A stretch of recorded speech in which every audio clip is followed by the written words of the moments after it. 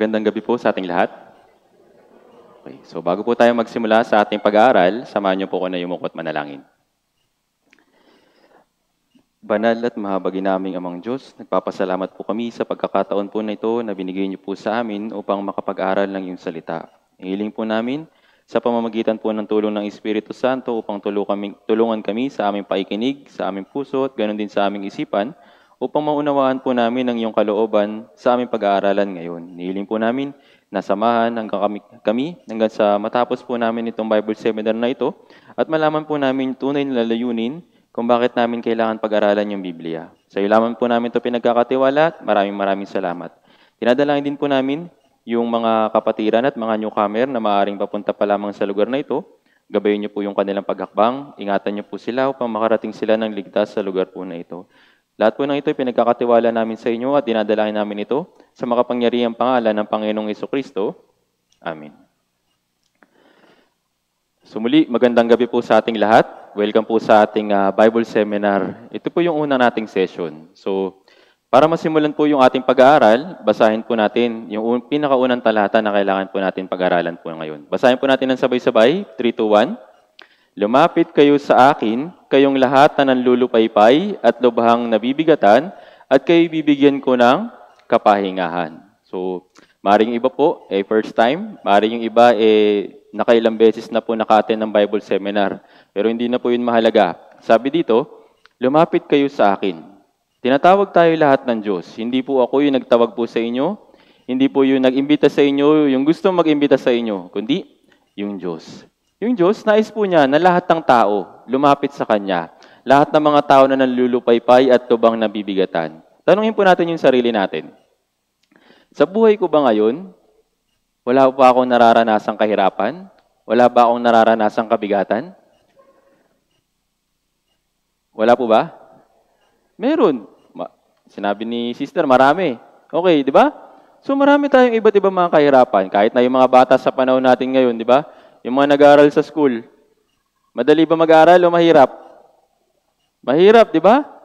Daming module, ang daming tinuturo pa sa school, tapos nagsimula pa yung face-to-face. Di ba? Ang daming kahirapan, lalo na yung mga nanay. Di ba? Yung mga magulang. Nais silang i-provide lahat ng kanilang pangangailangan para sa kanilang pamilya, para matustusan yung mga bagay na para sa kanilang kabuhayan, di ba? At maaaring kung tatanungin natin sila, hindi rin ito nagiging madali, di ba? Pero sabi ni Jesus, lumapit tayo sa Kanya. Tayo mga nahihirapan, tayo mga nanlulupaypay at nabibigatan. At anong sabi niya? Bibigyan daw niya tayo ng kapahingahan. Ito po yung kailangan po maging malinaw po muna sa atin ito. Yes, yung Diyos, kaya niya po tayong bigyan ng kapahingahan sa pisikal. Pero higit sa lahat, kaya po na niya tayo pinapalapit ay dahil kahit niya tayong bigyan ng kapahingahan para sa ating espiritu. Alam niyo po ba, tayo rin naman mga Pilipino, di ba? Karamihan po sa atin ito matawag sa Diyos. Karamihan sa atin nananalangin sa Diyos. Karamihan sa atin dumudulog sa Diyos. Tama po ba? Yun po yung kinasanayan natin bilang mga Pilipino, di ba? Pero tayo po mga tao, kadalasan nilalapit natin yung sarili natin at humingi tayo ng tulong sa Diyos, kadalasan sa mga bagay na pang-pisikal. Ito po yung kadalasan nagiging kalagayan natin sa paglapit sa harapan ng Diyos. Yes, yung Diyos, may kakayahan siya na bigyan tayo ng kapahingahan sa pisikal. Pero hindi lang yun. Nais niya tayong bigyan ng kapahingahan para sa ating espiritu. Pero yung mga tao, patuloy silang lumalapit sa Diyos. Patuloy silang humingi ng tulong sa Diyos. Pero hindi nila inaalala yung kanilang kalagayan sa kanilang espiritu. Ngayong Bible Seminar po, pag-iisipan po muna natin yung ating spiritual na pamumuhay, yung spiritual side natin. Okay? Wala po tayong ibang pag-aaralan po dito, kundi para sa ating espiritu. Wala po kami pinapangako na kung anuman na material na bagay pagkatapos po ng Bible Seminar. Okay? Nais po namin ituro sa inyo yung nakalagay po dito sa Biblia. Ito po, kaya nga po nakalagay sa una nating slide, Bible Seminar. Okay? Yung iba kasi, di ba, na minsan kapag iniimbitahan sa mga ganitong klaseng pagtitipon, nag-iisip sila, bakit Bible Seminar? Tuturuan ba kami dyan na mag-aral para gamitin itong Biblia para yumaman? Ganito kadalasan yung iniisip ng tao. Sa pamamagitan ba nito, yayaman kami? Sa pamamagitan ba nito, makakuha kami ng mga bagay na kailangan namin? So ganito po yung naging kadalasan na kaisipan ng mga dumadalo po dito. Pero maging malinaw po muna sa atin ito, okay? Pag-aaralan po natin yung Bible seminar, yung salita ng Diyos para sa ating espiritu. Okay? Yung mga tao, yun nga, kadalasan lumalapit sila sa Diyos. Pero para sa kanilang para sa kanilang physical lang. Sinabi sa Mateo chapter 7, verse 21 to 23. Ito po yung verse 21. Basahin po muna natin ng sabay-sabay, 3 to 1. Hindi lahat na nagsasabi sa akin, Panginoon, Panginoon, ay papasok sa kaharian ng langit, kundi ang gumaganap ng kalooban ng aking Ama na nasa langit. Sabi dito, hindi daw lahat ng tumatawag sa Panginoon ay makakapasok sa kanyang kaharian. Sino po ba yung mga taong tumatawag sa Panginoon? Sino po? Yung mga taong naniniwala sa Panginoon. Tama po ba? Okay. Yung mga tao na ito, lagi silang tumatawag, lagi silang hinangihingi ng tulong sa Diyos. Pero sabi dito, hindi daw lahat. Maring yung ilan sa atin, laging dumudulog sa Diyos, lumalapit sa Diyos. Pero merong itong kailangan na pag-isipan natin ng mabuti. Hindi po ibig sabihin na tumatawag tayo sa Diyos, sapat na para makapasok sa langit, sa kanyang kaharian. Sabi po dito, hindi daw lahat na nagsasabi, Panginoon, Panginoon, ay makakapasok sa kanyang kaharian. Sino lang daw yung makakapasok? Nalagay po dyan sa may baba. Kundi, ang gumaganap ng kalooban ng aking Ama na nasa langit. Ito po mga tao na ito na tumatawag sa Panginoon, akala nila, yung paggawa nilang ng mabuti, paggawa nila ng mga himala, paggawa nila ng pagiging masigasig, akala nila, sapat na sa pagpasok sa langit. Ito po yung verse 22. Dinescribe po itong mga tao na ito na tumatawag sa Panginoon ng ganito. Basahin po natin siya ng sabay-sabay, 3 to 1. Sa araw na iyon ay marami ang magsasabi sa akin, Panginoon, Panginoon, hindi ba nagpropesiya kami sa iyong pangalan at nagpalayas ng mga demonyo sa iyong pangalan? At sa iyong pangalan ay gumawa kami ng mga gawang makapangyarihan. Ito po mga tao na ito, nung sila ay humarap sa Diyos, ito po yung sinabi sa kanila. Ito po yung sinabi nila sa harapan ni Jesus. Sabi nila, Diyos, hindi ba nagpropesiya kami sa iyong pangalan? Di ba dapat kami yung mauna nakapasok dyan sa langit? Di ba ginagawa namin yung kayong kalooban? Sabi dito, nagpapalayas kami ng mga demonyo. Gumagawa kami ng mga gawang makapangyarihan ayon sa iyong pangalan. Kung ito po mga tao na ito ay humarap kay Jesus, ano po kaya yung sasabihin sa kanila ni Jesus? Nung sa verse 21, sabi kanina, di ba? Hindi daw lahat ng tumatawag sa Panginoon, Panginoon ay makakapasok sa kanyang kaharian. Pero ito po mga tao na ito, grabe po yung kanilang pananalig sa Diyos. Tinatawag nila, Panginoon, Panginoon. Gumagawa pa sila ng mga kamanghamanghang mga bagay. Sabi niya, nagpopropesiya sa pangalan ng Panginoon. Nagpapalayas ng demonyo sa pangalan ng Panginoon. Gumagawa ng mga makapangyarihang gawa sa pangalan ng Panginoon. Sa palagay po ninyo, kapag sila po namatay, saan po sila pupunta? Yung nagpapropesiya ng pangalan, sa pangalan ni Jesus, mabuti o masama? Yung nag-aaral ng Biblia, nangangaral ng Biblia, nagpapropesiya sila sa pangalan ng Panginoon. Yun po ba ay masama o mabuti?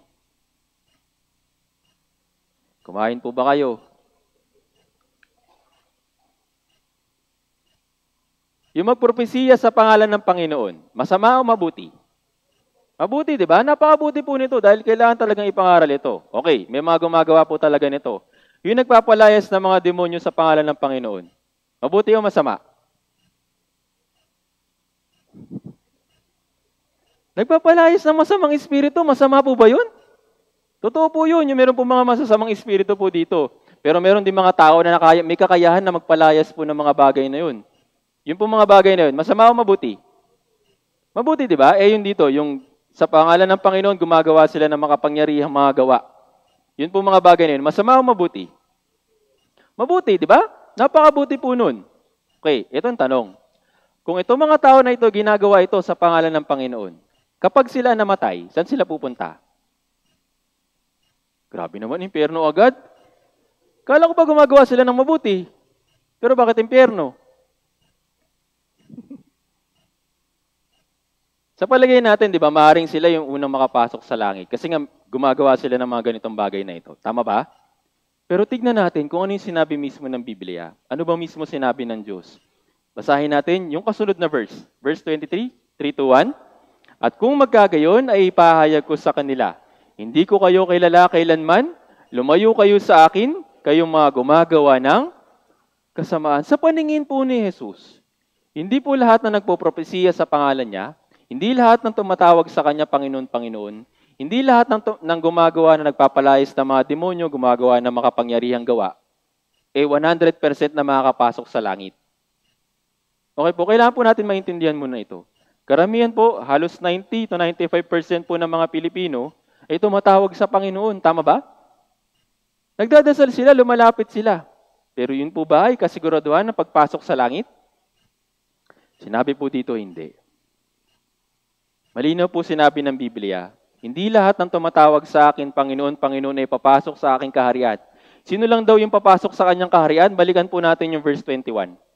Sabi dito, kundi ang gumaganap ng kalooban ng aking Ama na nasa langit. Kung ganun, ano yung kalooban ng Panginoon na kailangan natin magawa para tayo makapasok sa langit? Kaya po tayo nagkaroon ng Bible seminar ay para po dito. Aalamin natin yung bagay na ito. Ano ba yung kalooban ng Diyos para sa atin, para magawa natin at magkaroon tayo ng kasiguraduhan sa pagpasok sa langit? Okay po? Wala po tayong ibang pag-aaralan, hindi po tayo mag-aaral tungkol sa kung ano mang mga bagay tungkol sa Biblia. Pag-aaralan po natin kung ano yung nilalaman nito para sa atin. Okay? Isa lang po yung pinapakiusap ko sa inyo. Basahin po natin ito. Romans chapter 10, verse 17, 3 to 1.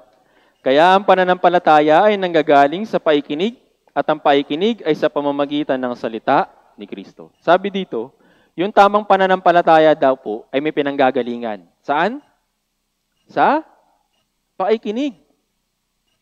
Maaaring sabi, meron naman ako ng pananampalataya. Ako naman ay nakakakilala na sa Diyos. Tumatawag naman ako sa Diyos. Sabi dito, yung pananampalataya daw po na galing po sa Biblia ay nanggagaling sa paikinig. At hindi lang basta paikinig. Paikinig sa salita ni Kristo. Kadalasan po kasi tayo po mga tao, di ba? Kinasanayan natin o naituro sa atin ng ating mga magulang, ng ating mga lolo, lola, ganyan, kapamilya, kung ano yung pananampalataya nila, di ba? Tinuro sa atin, okay, kailangan mo magsimba tuwing linggo. Kailangan mo magdasal tuwing alas 6 ng gabi. Kailangan mo magrosaryo, di ba? Ganito po yung kadalasan tinuturo sa atin, di ba? Pero kadalasan, puro lang ito na sabi-sabi lang. Puro lang, kuro-kuro lang. Puro lang, kinasanayan lang namin. Ito na yung ginagawa namin dati. Yung lolo mo, yung tatay mo, at yung mga kapatid mo at mga pinsan mo, ito na yung ginagawa namin. Kaya ikaw, dapat ito yung gawin mo. Di ba ganun yung kadalasan nangyayari sa pamilyang mga Pilipino? Pero sabi po dito, kailangan natin magkaroon ng tamang pananampalataya sa paikinig sa salita ni Kristo. Hindi po ako o hindi po kung sino man yung hindi ko po salita yung mga pag-aaralan po natin kundi salita ni Kristo. Kailangan po natin magkaroon ng tamang pananampalataya ayon sa Biblia. Kaya nga po ito po yung pinapakiusap ko sa inyo. Makinig ng mabuti. Makinig po tayo ng mabuti, okay? Okay po ba? Okay. Baka mamaya inaantok na eh. Masarap kasi yung pagkain eh, no? Diba pag busog? Inaantok ka agad. Okay, wag po muna kayo matulog mamaya na pagkatapos natin, okay? Ngayon, makikinig tayo ng salita ng Diyos, okay? Ito po yung sinasabing kalooban ng Diyos na kailangan natin mangyari sa atin bago tayo humarap sa Kanya. 1 chapter 6, verse 40. Basahin po natin ng sabay-sabay, 3 to 1. Sapagkat ito ang kalooban ng aking Ama, na ang bawat nakakita sa anak at sa kanya'y sumasampalataya ay magkaroon ng buhay na walang hanggan. At muli ko siyang bubuhayin sa huling araw. Sabi dito, ito yung kalooban ng Ama. Sabi kanina dun sa Mateo chapter 7, di ba? Kundi ang gumaganap sa kalooban ng aking Ama na nasa langit, ito po yun. Ito po yung kailangan na mangyari sa atin. Sabi daw, kung sino man sa kanya sumampalataya ay magkaroon ng, ano daw po? Pera? Magandang buhay? Sabi po dyan, buhay na walang hanggan. Ito po yung kalooban ng Diyos para sa atin bilang tao. Kaya po tayo nagkaroon ng ganitong klaseng pag-aaral, ganitong klaseng pagtitipon, kaya po kayo naimbitahan dito, para dito po sa bagay na ito. Para magkaroon tayo ng kasiguraduhan sa pagpasok sa langit. Magkaroon tayo ng buhay na walang hanggan na nais ibigay sa atin ng Diyos dito sa Biblia. Okay po? Para magkaroon tayo ng lubos na pagkaunawa sa kalooban ng Diyos, kailangan po natin pag-aralan po yung Biblia. Kaya nga po sabi ko kanina, pag-aaralan po natin ito. Okay? Sabi dyan, ang kalooban ng aking Ama ay buhay na walang hanggan, magkaroon ng buhay na walang hanggan. So para magawa po natin ito, hindi lang ito basta-basta. Kailangan tayo magkaroon ng matinding pagsasaliksik, detalyadong pagkakilala sa Diyos. At yung magkaroon ng buhay na walang hanggan, hindi lang ito basta-basta binibigay sa kanino man. Kaya po kayo inimbitahan dito ay para matulungan na magkaroon ng kasiguraduhan sa pagpasok sa langit. Okay po? Tandaan po natin, ito po yung kalooban ng Diyos. Ito po yung hahanapin natin sa linggo po na ito. Yung buhay na walang hanggan. Para tayo magkaroon ng buhay na walang hanggan, nagbigay lang din yung Diyos ng isang paraan. Basahin natin sa 1, chapter 17, verse 3. 3 to 1.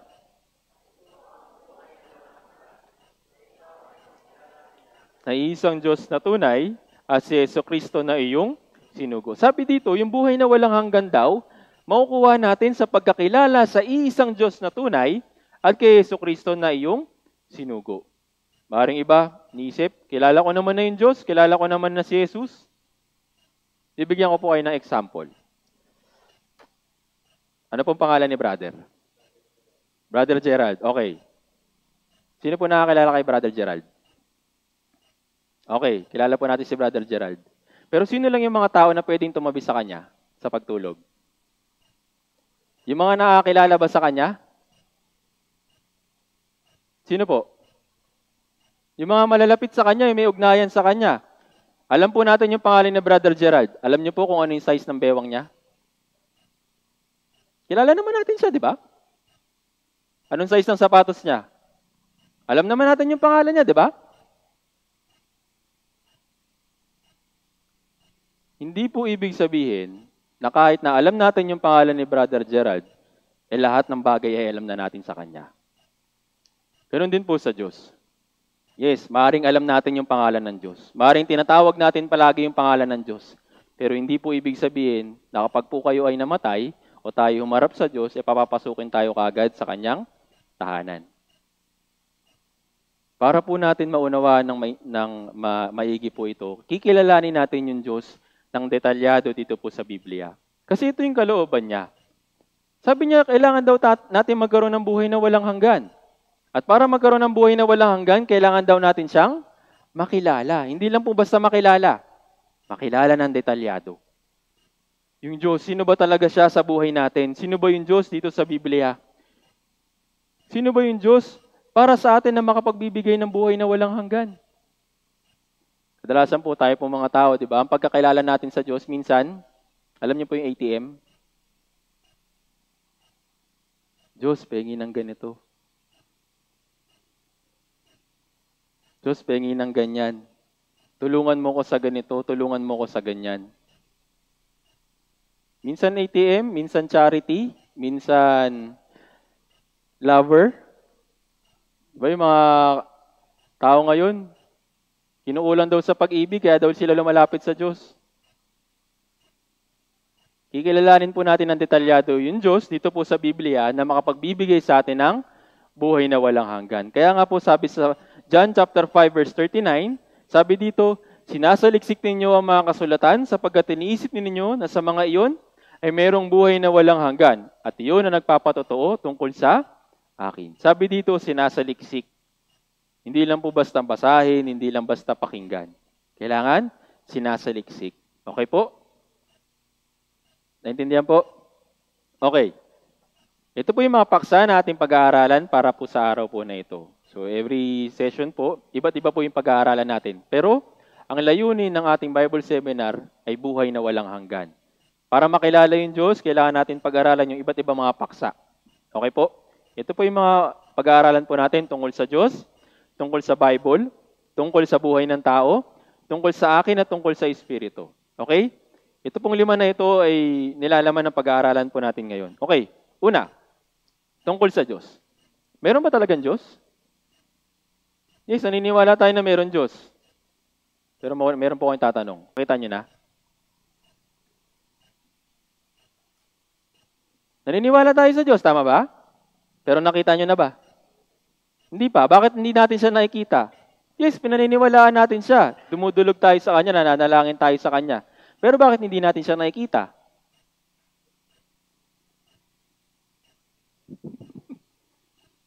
May sagot rin po yung Biblia. Sabi sa John chapter 4, verse 24, ang Diyos ay Espiritu.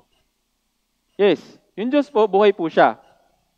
Pero sa pamamagitan ng spiritual na bagay. Espiritu po yung Diyos. Ito pong Espiritu na ito, sabi sa Lucas chapter 24, verse 39, ang Espiritu ay walang laman at mga buto. Yes, nag-i-exist po yung Diyos. Kahit na wala itong mga bagay na ito. Kahit na wala siyang laman at wala siyang buto, dahil nga siya ay Espiritu, siya ay buhay. Kumikilos po siya dito sa mundong ito. At meron pa isang katangian yung Diyos. Sa 1 Timoteo chapter 6 verse 16, basahin po natin ng sabay-sabay. 3-1.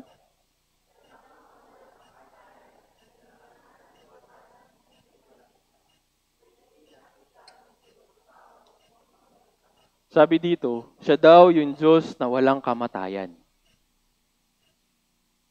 Tayong mga tao na mayroong kamatayan, hindi tayo basta-basta pwedeng lumapit sa Diyos. Dahil siya ay walang hanggang nabubuhay. Tayo may kamatayan tayo. At sabi diyan, naninirahan sa liwanag na di malapitan. Yung Diyos ay liwanag. Hindi siya basta-basta pwedeng lapitan ng kung sino mang dilim. Lalo na tayo mga tao na may kasalanan. Okay po? Sabi dito, hindi makikita ng sino mang tao o makikita man. Bago tayo umarap sa Diyos, patay muna tayo. Hindi tayo pwedeng umarap sa Kanya na buhay. Tandaan po natin, siya yung Diyos na walang anumang kamatayan. Siya yung Diyos na banal. Ibig sabihin po ng liwanag, banal, perpekto. Wala pong anumang dilim yung Diyos. Kasi nga, siya ay banal at dapat yung lumalapit sa Kanya ay banal din. Ito po yung katangian ng Diyos na nakalagay po dito sa Biblia. Para mas maintindihan po natin. May mga bagay po na hindi nakikita at nakikita dito sa mundong ito. 22% po ng mga bagay dito sa mundo yung nakikita lang natin. Tama ba? Tapos 78% naman yung mga bagay na hindi natin nakikita. Ano po yung mga bagay natin na nakikita? Ito yung tao, yung tubig, yung mga bagay na nahahawakan natin. Pero yung mga bagay na hindi natin nakikita, mas marami. 78%. Ayon po ito sa pag-aaral, yung hangin, yung tunog, yung signal, yung konsensya. Ganun na rin po yung Diyos. Hindi po ibig sabihin na hindi natin siya nakikita, ay wala siya. Nandito siya, kumikilos siya, makapangyarihan siya. Okay po? Next. Sa mga bagay-bagay dito sa mundo, may mga bagay tayong ginagamit para makita natin yung mga bagay-bagay, di ba? Kapag masyadong maliit yung mga bagay na gusto natin makita anong ginagamit natin.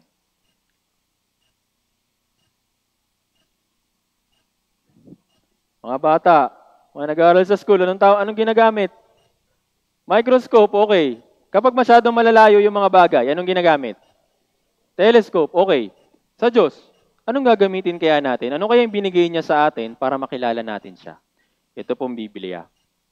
Ito pong Biblia yung pag-aaral natin para higit natin makilala yung Diyos, okay? Tandaan po natin, ang purpose natin para kung bakit natin kailangan kilalanin yung Diyos ay para magkaroon ng buhay na walang hanggan. Okay? Next. Sa pamamagitan po ng Bible, binigyan na tayo ng dalawang paraan. Ito po yung kanyang nilikha at itong mismong Biblia. Unahin natin dito sa bandang kaliwa. Yung creation. Makikilala daw natin yung Diyos sa pamamagitan ng mga bagay na nilikha niya dito sa mundong ito. Kaya nga, yung pinakaunang Bible verse na isinulat dito sa Biblia ay ito po. Basahin po natin ng sabay-sabay, 3-1. Nang pasimula, nilikha ng Diyos ang langit at ang ipinapakilala ng Diyos yung kanyang sarili na siya yung lumikha sa lahat. Hindi lang yung langit, hindi lang yung lupa, pati na rin yung hayop, pati na rin yung mga bagay dito sa mundong. Kahit na po yung mga planeta, yung buong universe po. Siya po yung lumikha ng mga bagay na yun sa pamamagitan po ng kanyang salita. Sabi sa sa John chapter 1 verse 3, basahin po natin ng sabay-sabay, 3-1. Lahat ng mga bagay ay ginawa sa pamamagitan niya. At kung wala siya, ay hindi nagawa ang anumang bagay na ginawa. Ito po yung katangian ng Diyos. Yung Diyos po yung Creator God. Sabi dito, lahat ng mga bagay ay ginawa niya sa pamamagitan niya. Kung wala siya, wala rin tayo dito. Wala yung anumang bagay na nakikita natin sa mundong ito.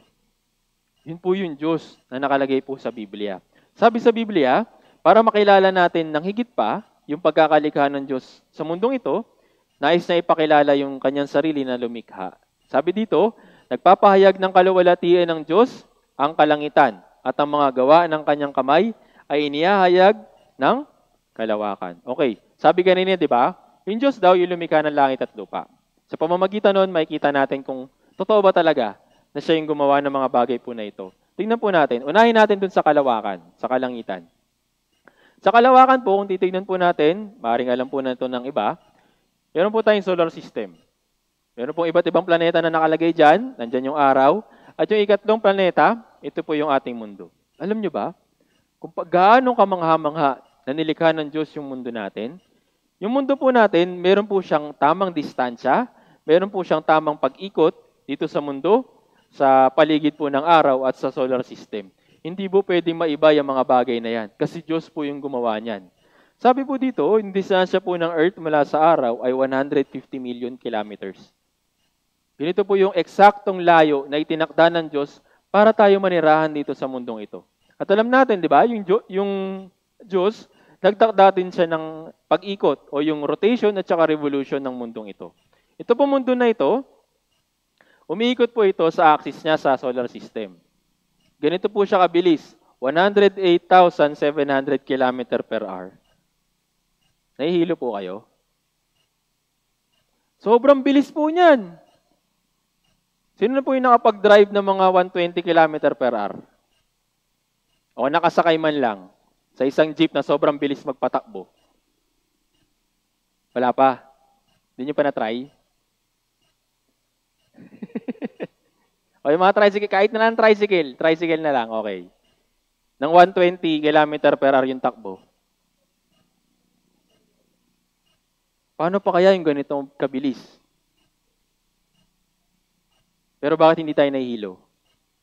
Bakit hindi man lang tayo nauuga? Dahil itinatda ito ng Diyos. Sabi sa Biblia, Job chapter 38 verse 5, basahin po natin ng sabay-sabay, 3-1. Sino nagpasya ng mga sukat na iyon? Tiyak na alam mo. O sino nagunat ng panukat sa ibabaw? Sino po nagtakda ng mga bagay na yun? Yung bilis, yung distansya. Natural po yun, Diyos. Yung Diyos po na Creator God. Yun po yung nais na magpakilala sa atin ngayon sa Bible Seminar na ito. Yung pagkakalikha ng Diyos para sa atin ay para pong ganito. Sabi dyan sa habitable zone na yan, dyan po yung lugar na kailangan lang ikutan ng Earth.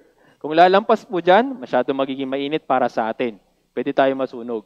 Pagkapag masyado naman lumayo, pwede tayong ginawin at magyelo. Kaya nga, itinakda ng Diyos yung tamang distansya lang para tayo ay mabuhay. Sabi rin niya po dito sa Biblia. Isaiah chapter 45 verse 18. Basahin po natin ng sabay-sabay, 3-1. Na lumikha ng langit, siya ay Diyos na naganyo ng lupa at gumawa niyon. Na kanyang itinatag, hindi niya ito nilikha na sira, ito ay kanyang inananyuan upang tirahan. Ako ang Panginoon at wala nang iba. Sabi po dito, yung pagkakalikha daw sa mundo o pagkakalikha ng Diyos sa solar system ay ayon sa kanyang kalooban. Nilikha niya ito, ginawa niya ito para tirahan. Ngayon, sa panahon po natin ngayon, kung nanonood po kayo ng mga balita, lalo na po sa Amerika, naghahanap po sila ng ibang lugar o ibang mundo na paglilipatan daw ng tao kapag nagunaw na itong mundo na ito. Pinipili pa nga nila, di ba, Mars? Doon daw naghinahanap nila yung lugar doon sa Mars na pwedeng pagtira ng tao. Pero posible kaya? Ayon po dito, yung Earth lang yung binigay sa atin para tirhan. Ito po yung lugar na ibinigay sa atin na perpekto para sa atin. Ngayon na nga lang nasisira nga dahil nga sa iba't ibang mga kadahilanan. Dahil na sa global warming, lalo na sa mga pollution ng tao, di ba? Pero itong mundo na ito, inilikha niya para sa atin. At dito sa mundong ito, dito niya nais sa atin na hanapin yung buhay na walang hanggan.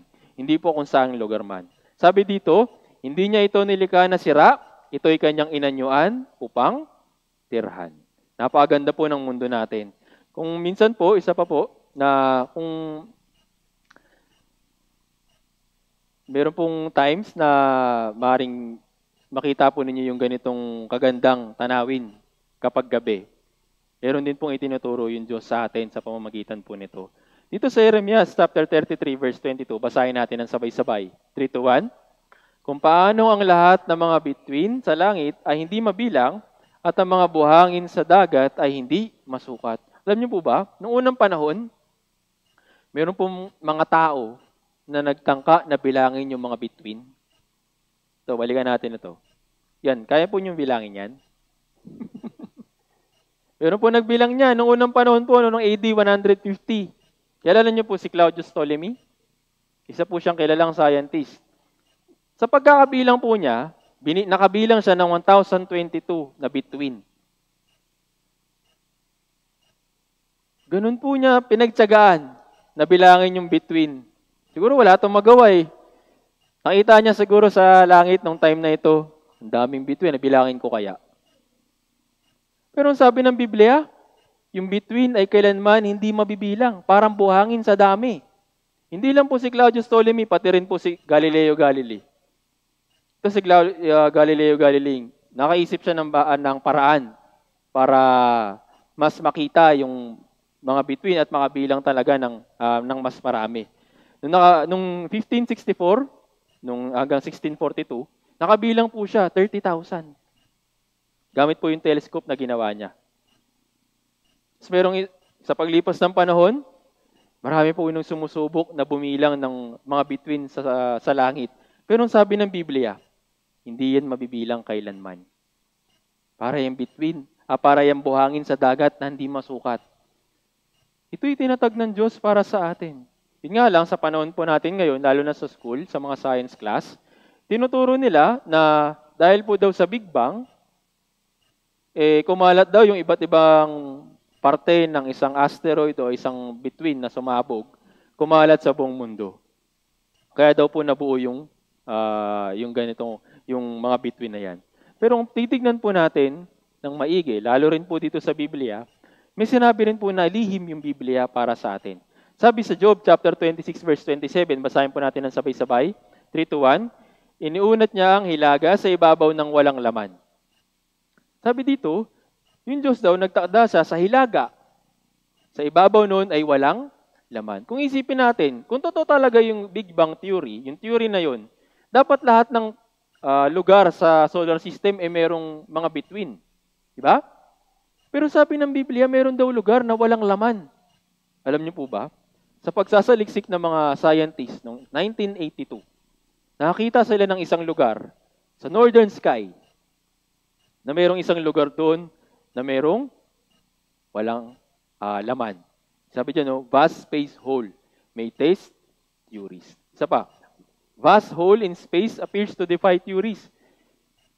Sa pagsasaliksik po ng mga tao, nakita nila na totoo talaga yung Biblia. Nilagay ng Diyos na walang laman, yun dun sa ibabaw ng langit. Para pong ganito. Para mas makita po natin itong tinutukoy ng Biblia, kung meron po kayong telescope, pwede nyo pong itry. Tapos kung matsyempuan po natin, yung Big Dipper na tinatawag, yung constellation na Big Dipper, sa likod po nun, nandun po yung vast space hole na tinatawag. Pag tinignan po ninyo yun dun sa telescope, makikita po ninyo na walang laman. Yung distansya po niyan ay 300 million light years. Yung 300 million light years, sobra pong lawak niyan. Yung isang light year po, yun po yung distansya na naglalakbay sa liwanag sa loob ng isang taon. 1 light year pa lang yun. Paano pa kaya yung 300 million light years? Sobrang lawak po nun. Sa pamamagitan po nito, napapatunayan talaga na yung Biblia ay tunay na salita ng Diyos. Kasi nga, nakalagay dyan, merong walang laman. Isa pa po. Yung mundo natin. Job chapter 26 verse 27, ibinitin ng daigdig sa kawalan. Ito rin po isang kamangha-mangha na discovery sa panahon po natin ngayon. Yung mundo natin, kung titignan natin at alam natin na sa panahon ngayon, ganito po yung mundo. Tama ba? Okay. Alam niyo po ba, noong unang panahon, yung mga tao, ganito po yung iniisip sa mundo. Ayon sa Greek mythology, Meron daw po isang Diyos-Diyosan na ang pangalan ay Atlas. Buhat-buhat daw niya yung mundo. Di ba merong kanta? Pasan ko ang daigdig. Ano mo sabi sa Biblia? Yung mundo natin ay nakabitin sa kawalan. Pero noong unang panahon po, ito po yung tinuturo sa mga bata, tinuturo po sa mga eskwelahan. Na ganito daw yung mundo natin. Meron daw nagbubuhat, kaya daw nakalutang. Hindi lang sila, pati rin po ito po yung tinatawag na flat earth. Ganito po yung tinuturo ng mga Europeans noong unang panahon sa mga eskwelahan. Yung mundo daw natin ay flat. Huwag ka daw pupunta sa dulo kasi mahuhulog ka. Pero alam natin na yung mundo hindi, di ba? Bilog po yung mundo, sphere. Pero yung mga tao, hindi lang po sila. Ito po mga Indians. Ganito po yung konsepto nila ng mundo noon. Tinuturo nila ito dun sa mga bata. Yung mundo daw natin kagaya ng ganito. Nakapatong sa isang malaking kobra, sa pagong, elepante, tas yung mundo, tapos merong templo. Hindi lang sila. Siguro, dito, hindi kayo nagugulat kayo, paano pa kaya ito? Ito po yung tinuturo ng mga Egyptians, na ganito daw yung mundo noon. Pero nung malinaw sa atin, tama yung Biblia, di ba? Na yung mundo ay binitin sa kawalan. Sinong paniniwalaan natin? Yung Biblia? Yung Diyos na lumikha sa mga bagay na ito? O yung sa mga nagsasabing ganito daw yung mundo? Natural po yung Diyos, di ba? Kasi siya yung gumawa nito. Siya yung Diyos na lumikha ng mundong ito. Napakaganda po ng pagkakalika ng mundo para sa atin. Ito po yung layers of the earth. Yung layers of the earth, binubuo po siya ng solid inner core, yung liquid outer core, at yung crust. Dito po sa pagkakakompose po ng mundo natin, malaki po yung pakinabang nito para sa atin. Sabi po sa Job chapter 28 verse 5, tungkol sa lupa, ang tinapay ay dito nanggagaling, ngunit waring tinutuklap ng apoy sa ilalim. Noong 1936, meron pong isang scientist na ang pangalan ay Inge Lehman, na nalaman niya na yung mundo pala natin ay merong layers. Pero 3,500 years ago na po na nakasulat yun dito sa Biblia. Didescribe na lang po yan ng mga tao sa panahon po natin ngayon. Ito kailan lang, 1936. Pero aklat po ng Biblia, matagal na po nakasulat yan. Sabi dyan, sa ilalim daw may apoy sa ilalim. Para pong ganito. Malinaw po na pinapakita sa atin, kahit na po ng modern science, na totoo talaga yung Biblia. Napapatunayan po ito dahil sa mga discovery ng mga scientists sa panahon natin ngayon, di ba? Malinaw po na nakalagay sa Biblia, yung Biblia ay totoo. Ito pong composition ng earth natin ay malaki po yung tulong sa atin. Kung wala po yung inner core sa atin, yung mundo natin ay papasukin ng mga iba't ibang mga nakakapinsalang mga rays o yung mga sinag ng araw na nakakapinsala at pwede nating ikamatay. Pero dahil nga meron tayong inner core, yun po yung nagiging depensa natin sa mga harmful rays na pwedeng pumasok dito sa mundo. Napakagaling po ng Diyos. Itinakda niya ito para tirhan. Itinakda niya ito dito sa atin. Napakagaling po ng Diyos para sa atin. Hindi lang po yun. Noong 16th century, natuklasan din ng isa sa mga scientists na ang pangalan ay Pierre Perrault, yung water cycle, para pong ganito. Diba? Yung water cycle, alam natin na ganito. Diba? Basahin natin sa Job chapter 36, verse 27 to 28. 3 to 1. Sapagkat ang mga patak ng tubig ay kanyang pinapailang lang.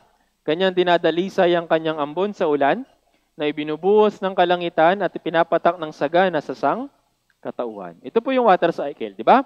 Sabi diyan, yung patak daw ng tubig ay kanyang pinapailang lang. Di ba dito sa mundong ito, merong iba't ibang mga anyo ng tubig. Yung dagat, yung ilog, yung sapa, di ba? Meron pong tubig doon. Dahil po sa water cycle, yung tubig na nasa ibaba, dahil sa sinag ng araw, nag-e-evaporate. Yun po yung sabi diyan na pumapailang lang yung tubig. Tapos, kapag yung tubig na ito ay nakarating na sa itaas, mabubuo ito bilang ulap. So sa pamamagitan ng ulap, dito ito niyadalisay, dito ito na nag-iipon-ipon. Tapos kapag sapat na, kapag mabigat na, anong sabi diyan sa bandang ibaba? Ipapatak ng sagana sa sangkatawan. Ito po yung ulan. Matagal na po nakalagay sa Biblia yung water cycle, pero noong 16th century lang natidiscover ng mga scientist. 3,500 years ago na nakasulat na itong Biblia. Bakit? Kasi yung Diyos, siya yung lumikha ng mga bagay na ito. Pinapahayag niya sa atin na siya ay buhay. Siya ay makapangyarihan. Siya ay lumikha sa mga bagay na ito. Hindi lang po yung mga bagay na ito, hindi lang po yung solar system, hindi lang po yung mga bagay na ito. Mismong tayo. Job chapter 12, verse 7 hanggang 9. Basahin po natin ng sabay-sabay, 3-1. Ngunit ngayoy tanungin mo ang mga hayop at tuturuan kanila. Ang mga ibon sa impapawid at kanilang sasabihin sa iyo, o mga halaman sa lupa at tuturuan kanila. At ang mga isda sa dagat ay magpapahayag sa iyo. Sinong hindi nakakaalam sa lahat ng mga ito na ang kamay ng Panginoon ay gumawa nito? Sa pamamagitan daw po ng mga bagay na nilikha ng Diyos, makikilala natin siya. Sabi diyan, sa pamamagitan ng hayop, ibon, halaman o isda. Sabi diyan, ngunit ngayon tanungin mo ang mga hayop. Hindi po ibig sabihin na literal natin silang tatanungin, ha? Huwag niyo pong kakausapin yung mga alaga po ninyo sa bahay pag uwi niyo. Totoo bang may Diyos? Hindi po. Kung pagmamasdan natin sila ng maigi, makikita natin kung gaano kamangha-mangha yung pagkakalikha ng Diyos sa kanila. Napakaganda po ng pagkakalikha ng Diyos sa mga bagay dito sa mundo. Hindi lang natin ito napapansin, pero napakaganda po nito. Panoorin po natin ito.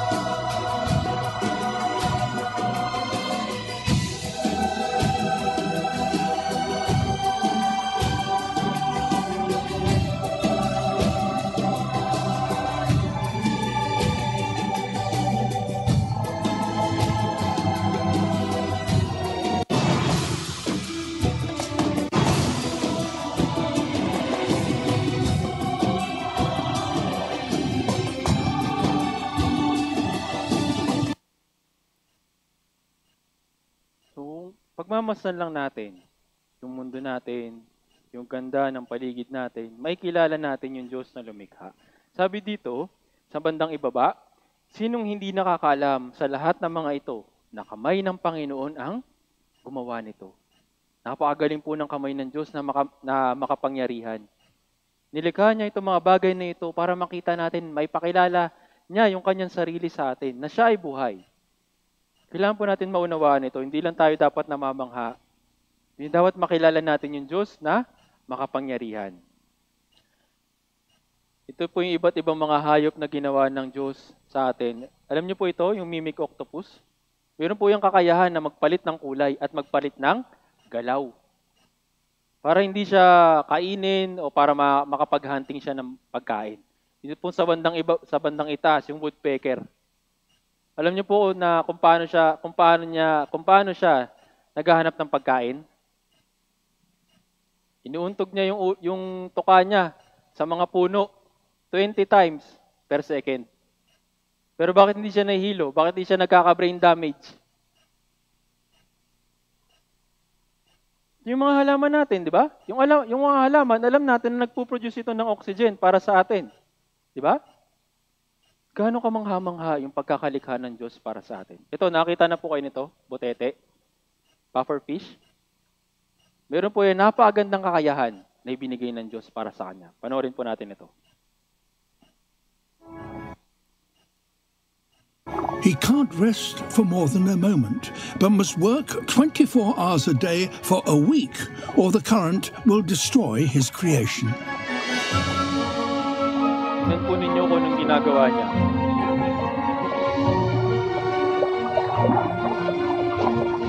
Itong isda na ito ay isa sa pinaka-makamandag na isda sa buong mundo.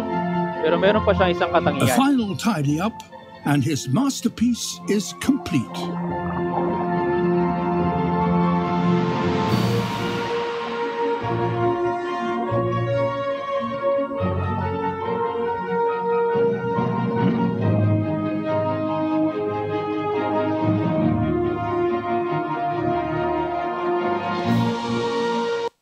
Kaya niyo po gawin yan?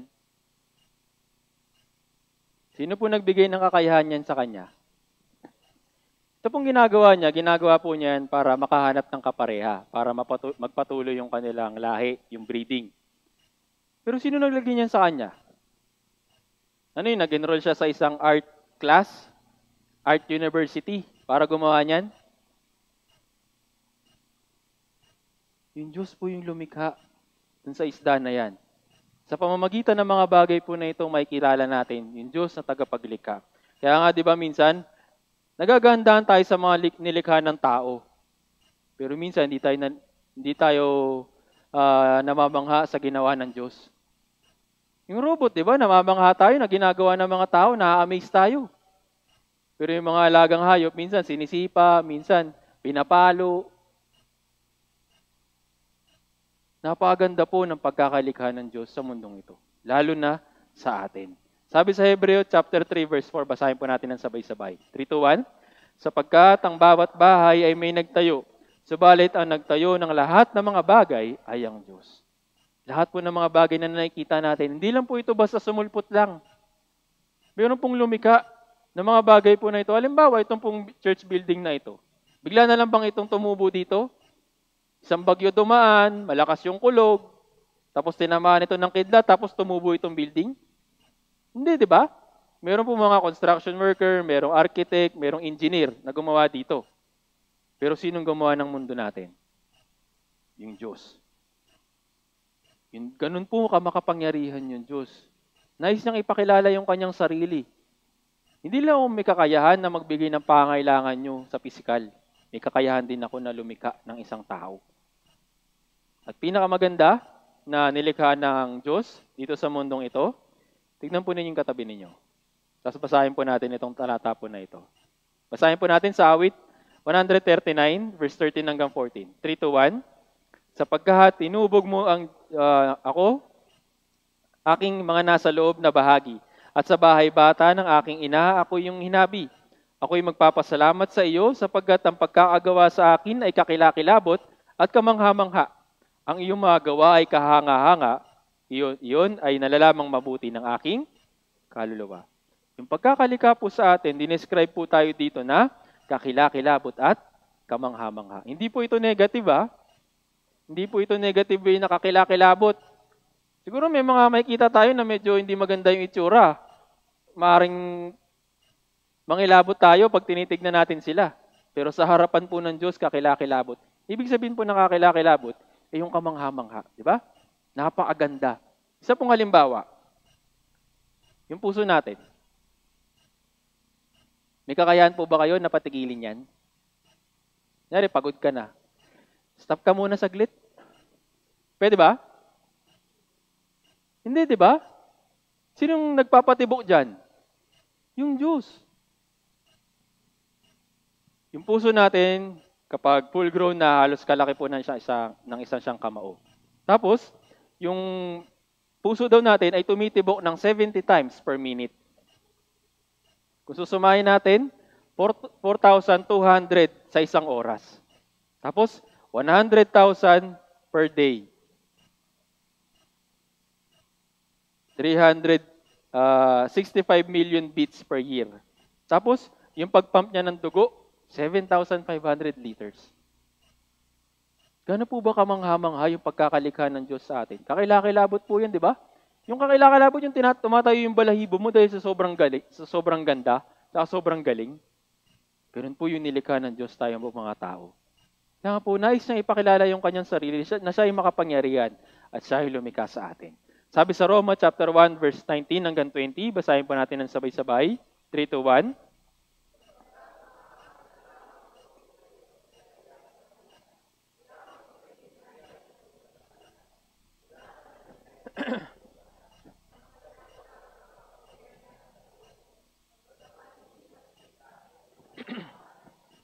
Sa pamamagitan ng mga bagay na kanyang ginawa upang wala silang may dadahilan. Sabi po dito, yung maaring malaman tungkol sa Diyos ay hayag, hindi po sekreto, kasi ibinigay niya ito sa atin. Sa pamamagitan po nito, makikilala natin yung Diyos ng detalyado. Hindi lang alam natin na yung Diyos God is love, God is good all the time, hindi po. Meron po siyang katangian na nais niyang ipakilala sa atin. Kaya nga sabi dito, ipinahayag ito ng Diyos. Binigay niya yung mga bagay na sa paligid natin, binigay niya tayo mga tao, nilikha niya tayo mga tao para, anong sabi dyan sa uli? Wala tayong anumang madadahilan. Ba't kaya binanggit ng Diyos na wala tayong maidadahilan? Alam ng Diyos na may mga tao na hindi naniniwala sa Kanya. May mga tao na tumatanggi, na pakinggan yung Kanyang tinig. Pagharap nila, sabi diyan, hindi nila pwedeng idahilan, Diyos, sorry kasi hindi kita nakilala. Wala akong chance na makilala ka at hindi nagkaroon ng buhay na walang hanggan. Sorry Diyos, wag mo ko sisihin. Anong sasabihin sa kanila ng Diyos? Hindi mo pwede idahilan yan. Ipinahayag ko yung sarili ko sa mga bagay sa paligid mo. Bakit hindi mo ako hinanap? Bakit hindi mo ako kinilala?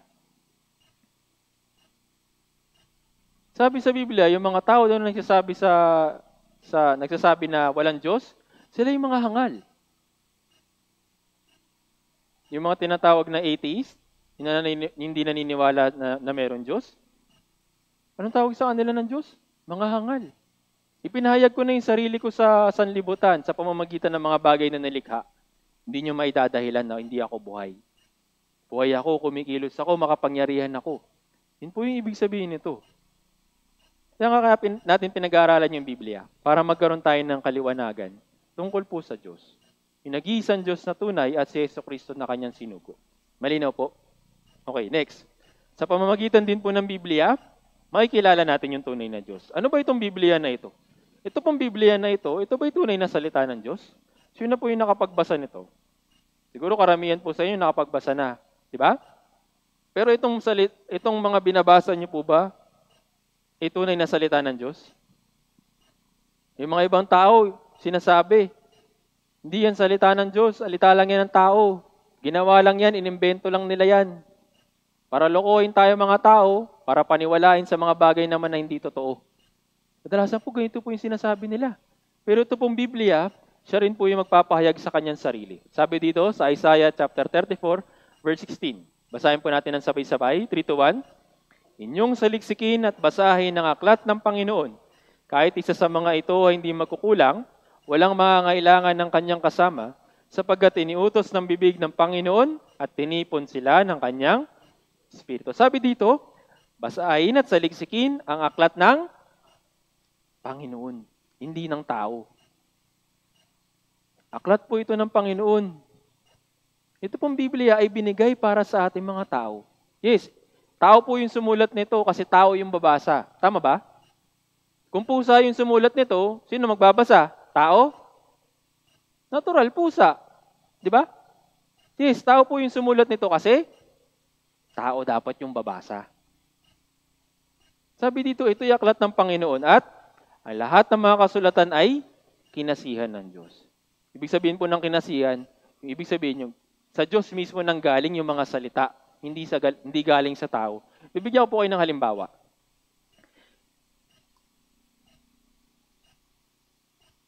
Sa Biblia, kung babasahin po ninyo, makakabasa po kayo ng mga ganitong salita. Sinabi ng Diyos, sinabi ng Diyos, sinabi ng Diyos.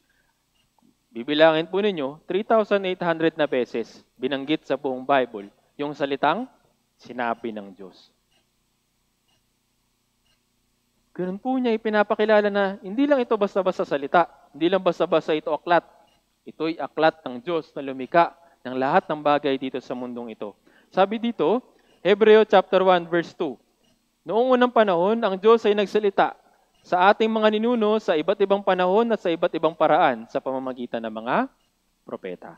So para po mabuo o para mabasa natin mga tao yung Biblia na to mula sa salita ng Diyos, gumamit siya ng iba't ibang mga propeta, iba't ibang mga tao. Kaya nga sabi dyan, yung Diyos ay nagsalita sa iba't ibang panahon, iba't ibang paraan sa pamamagitan ng mga propeta. Yung pagkakalika po sa Bible, napakaganda. Yung history po ng Bible, alam niyo po, napakatandang aklat na po ito. Yung pinakaunang aklat na naisulat, ito po yung Genesis. At yung pinakahuling aklat, yung Revelation. Kung susumahin po natin yung panahon ng pagkakasulat sa Biblia, ay 1,600 years na po. Anong taon na ngayon? 2022. Lahat-lahat po yung 3,500 plus years na. Nag-i-exist itong Biblia. Yung Biblia po, isinulat yan sa dalawang bahagi. Yung lumang tipan at saka bagong tipan. Sa lumang tipan, meron 39 na aklat. Kung isipin natin, evangelist, isang aklat lang naman yan. Babasahin po ninyo ito, nilalaman po ito ng iba't ibang mga aklat. Pinag-isa lang. Ito po yung Bible. Sa Old Testament, meron 39. Sa New Testament naman, meron 27. Kung lahat-lahat, 66 books yung tawag po natin doon sa Biblia. At yung mga sumulat, meron pong mga mangingisda, scholar, merong pastol, doktor, merong hari. Tapos, iba't iba rin yung lugar ng kanilang pinagsulatan. Meron sa Jerusalem, Samaria, sa Asia, sa Roma, sa iba't iba pang lugar. At pinakamahalaga, yung Diyos yung sumulat. Diyos yung nagbigay ng kanyang salita. At yung nilalaman po nito ay mula sa pasimula hanggang sa wakas. Ibigyan po kayo ng halimbawa para mas maintindihan po natin yung pagkakalika sa Bible. Sino po yung presidente natin ngayon? Okay, si BBM. Para po maipahayag niya yung kanyang talumpati o kaya yung kanyang balita sa mga tao, nagtatawag siya ng mga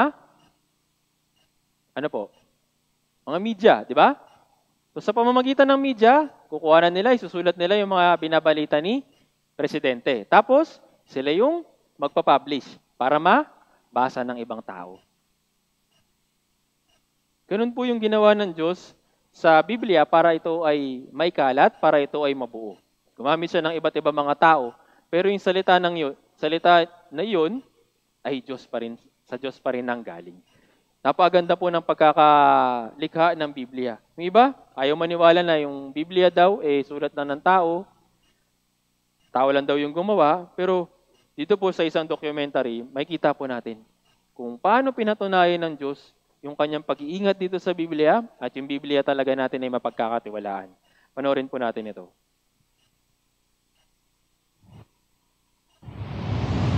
Ang Qumran ay matatagpuan mga 1 milya ang layo sa gawing hilagang kanluran ng Dead Sea. Ito ay may layo na 9 milya timog ng Jericho at 14 na milya sa kanluran naman ng Jerusalem. Ang lugar kung saan ito matatagpuan ay tinatawag na ngayong West Bank. Ang Dead Sea ay nasa 1,300 feet below sa sea level. Ito ang pinakamababang level sa mundong ito. Kung pag-uusapan ng lugar ng Qumran, hindi maaalis sa atin na talakay ng isa sa pinakamahalagang archaeological discovery patungkol sa tinatawag na Dead Sea Scrolls. Isang araw noong 1947, may isang pastol na Bedouin ang aksidenteng nakadiskubre ng mga banga na may lamang balumbon ng kasulatan. Habang hinahanap niya ang nawawalang hayop na kanyang ipinapastol, naghagis siya ng baton sa kuweba at may narinig siyang nabasag at doon niya nakita ang mga banga. 7 balumbon ang una niyang nahanap at doon na nagsimula ang pagkadiskubre ng Dead Sea Scrolls. Napasakamay ng mga dalubhasa ang mga balumbon na ito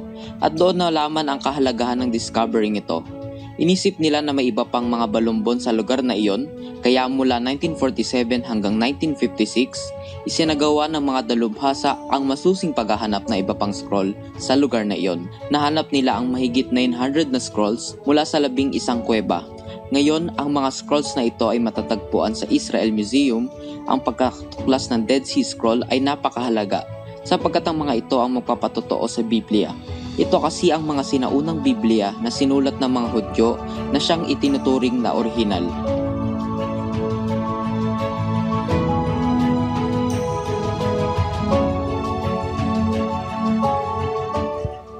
Ang pagkakadiscover ng Dead Sea Scroll ang siyang tumapos sa lahat ng duda tungkol sa Biblia. Dahil sa Dead Sea Scroll, kumpiyansa na tayo na ang Bibliang hawak natin ngayon ay walang pinagkaiba sa orihinal na Biblia, na ang mga propesiya tungkol kay Jesus ay totoo at ang Biblia ay hindi talaga nagbago, walang dagdag at walang bawas.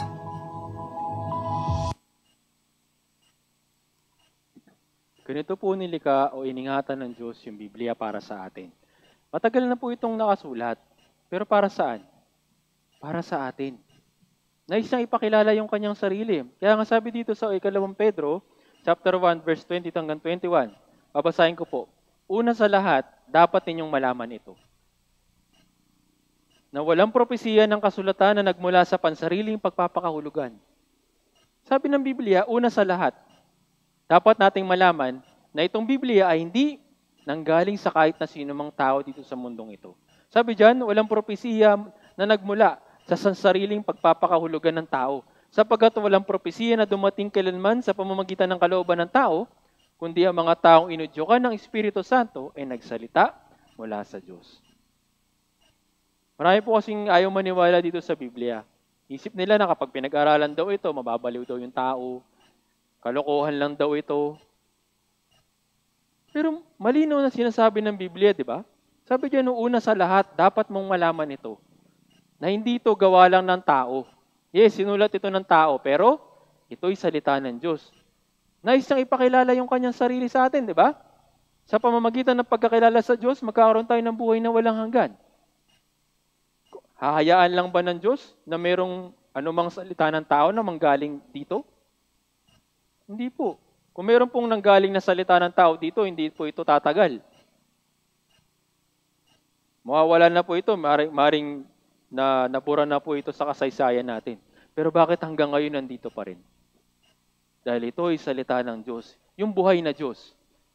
Siya rin po yung gumagawa ng iba't ibang paraan para maikalat rin po yung Biblia. Dito po, sa Wycliffe, ito po yung isang organisasyon na nagtatranslate ng Biblia. Ikinakalat po nila ito para maikalat sa buong mundo, sa iba't ibang mga lahi, sa iba't ibang mga lingwahe. Ito po yung 2021. 3,495 na po yung na-produce nila na iba't ibang translation ng Bible. Ano pa ngayon? 2022 na, magtatapos na yung 2022. Gano'n na kaya karami yung na-translate nila na Biblia?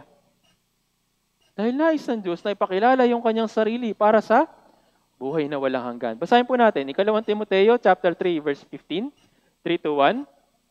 At kung paanong mula sa pagkabata ay iyong nalaman ng mga banal na kasulatan na makapagtuturo sa iyo tungo sa kaligtasan sa pamamagitan ng pananampalataya kay Kristo Jesus. Sabi dito, ito pong banal na kasulatan na ito ay makakapagturo sa atin saan? Mabuting asal? Maging mabait? Maging mapagbigay? Maging matulungin? Ano daw po? Ano daw ituturo sa atin ito? Tungo sa buhay na walang hanggan, sa kaligtasan. Kaya po ito binigay sa atin para tayo matuto ng mga bagay tungkol sa spiritual. Hindi lang puro palaging physical. Okay po? Kadalasan po yung mga tao, lalo na po sa may bandang sa amin, meron po mga tao doon na, yes, nangangaral sila ng salita ng Diyos. Kaso nga lang, merong daladalang basket. Sinasabi nila yung salita ng Diyos, tinuturo nila. Pero bakit hindi nila sinasabi o hindi nila itinuturo yung kaligtasan? Anong gusto lang nila? Kaya po tayo nag-aaral, hindi para magkaroon ng kaalaman. Hindi para matuto, hindi para magkaroon ng alam dito sa Biblia. Para sa kaligtasan. Ito po yung mensahe ng Diyos para sa atin. Kaya niya binigay ito sa atin mga tao. Ito pong Biblia na ito, hindi po ito basta-basta. Marami pong mga tao na kumikilala po dito, hindi po sila mga hangal, hindi po sila walang pinag-aralan. Kilala niyo po ito? Ito po yung former president ng Amerika.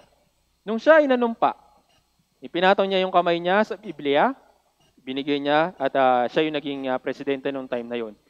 Sumunod sa kanya, si Donald Trump. Siya rin po ay nanumpa sa ibabaw ng Biblia. Ganun din, pagkatapos niya ng kanyang termino, si Joe Biden, nanumpa rin siya sa ibabaw ng Biblia. Bakit? Ano ba itong Biblia na ito? Salita ng tao? Salita po ng Diyos. Hindi lang sila, hindi lang sa ibang bansa, sa iba't ibang parte ng mundo. Lalo na sa atin. Si former President Duterte, nung siya ay nahalal ng pagka-presidente, siya rin po ay nagpatong ng kanyang kamay sa Biblia. Paano po naman ngayon? Nung si BBM, Presidente BBM po yung nanumpa, pinatong din niya yung kanyang kamay sa Biblia. Bakit? Alam nila na yung mga batas na pinapatupad nila ay mayroong higit na batas na umiiral dito sa mundong ito. Ito po yung batas ng Diyos. Ito po yung salita ng Diyos dito po sa Biblia. Ito po mga tao na ito, hindi po yan mga hangal. Matatalino po yan, may pinag-aralan po yan.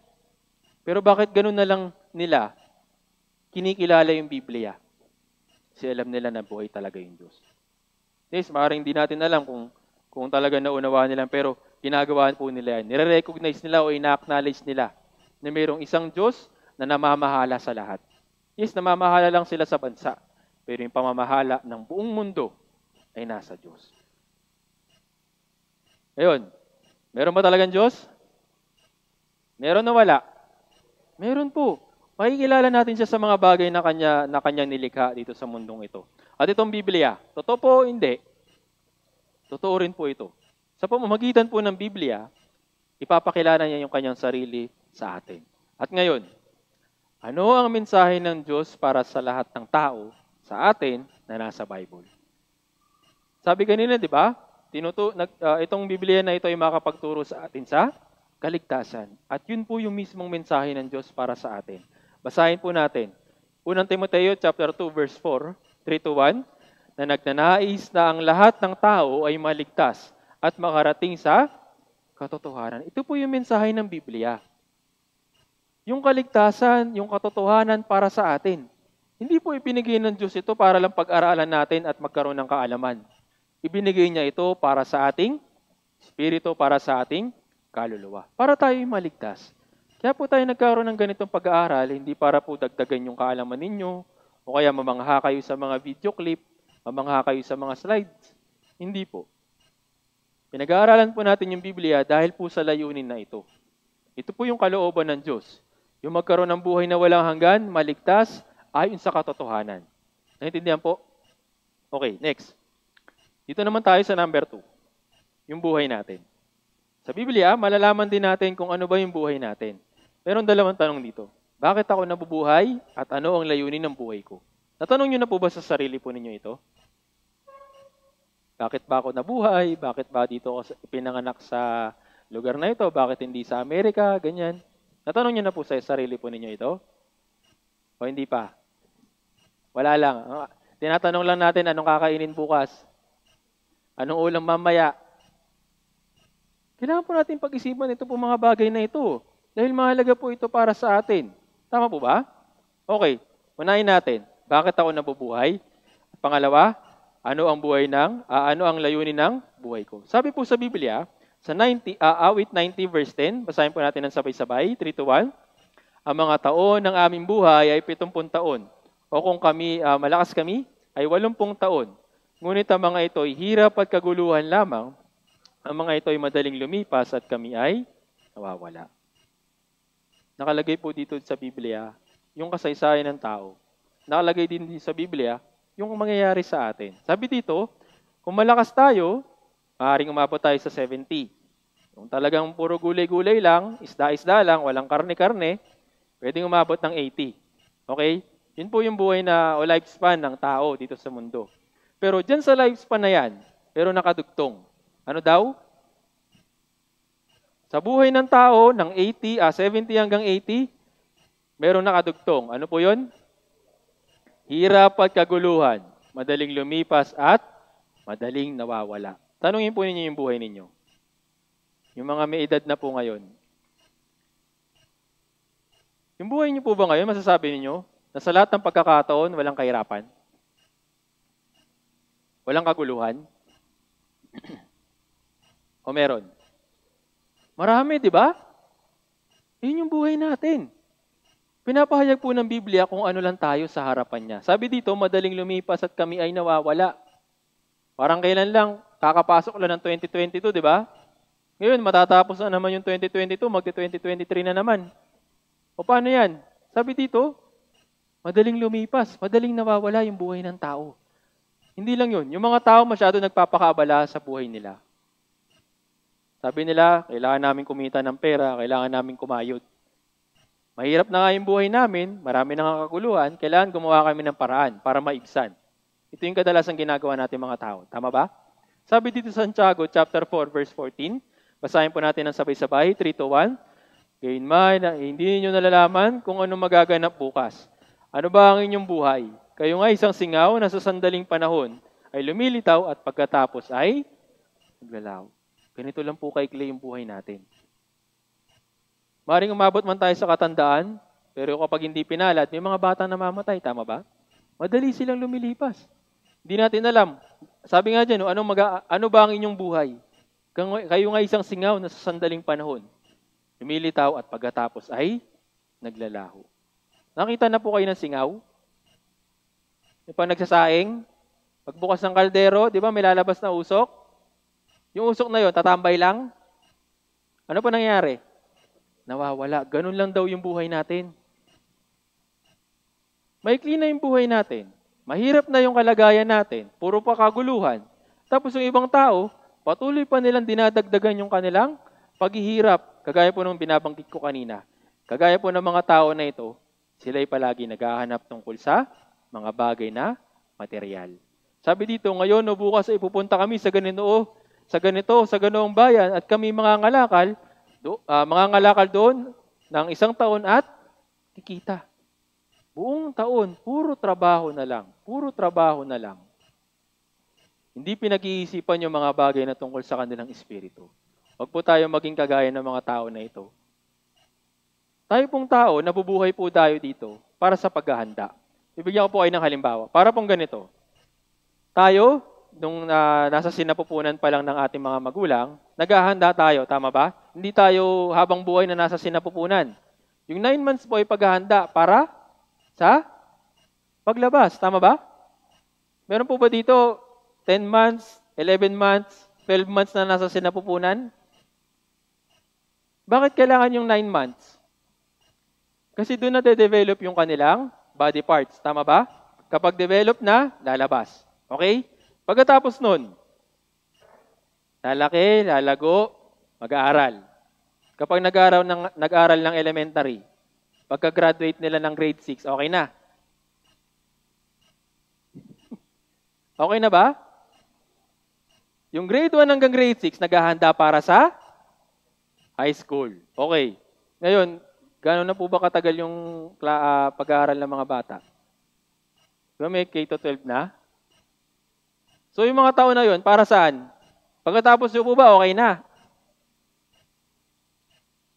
Mabuti sana di ba? Yung mga magulang, okay na sana kung K-12, pwede na eh. Kaso yung mga kabataan, di ba? Nangangarap din sila na magpatuloy sa kanilang pag-aaral sa college. Then, para makakuha ng magandang trabaho, magsisimula yung karir. So, sa pamamagitan na naghahanda, di ba? Ito mga ng kapareha, magbubuo ng pamilya. Pero para saan? Kapag nakapagbuo ba ng pamilya, okay na. Hindi, di ba? Tuloy-tuloy pa magtatrabaho hanggang 60 hanggang 70.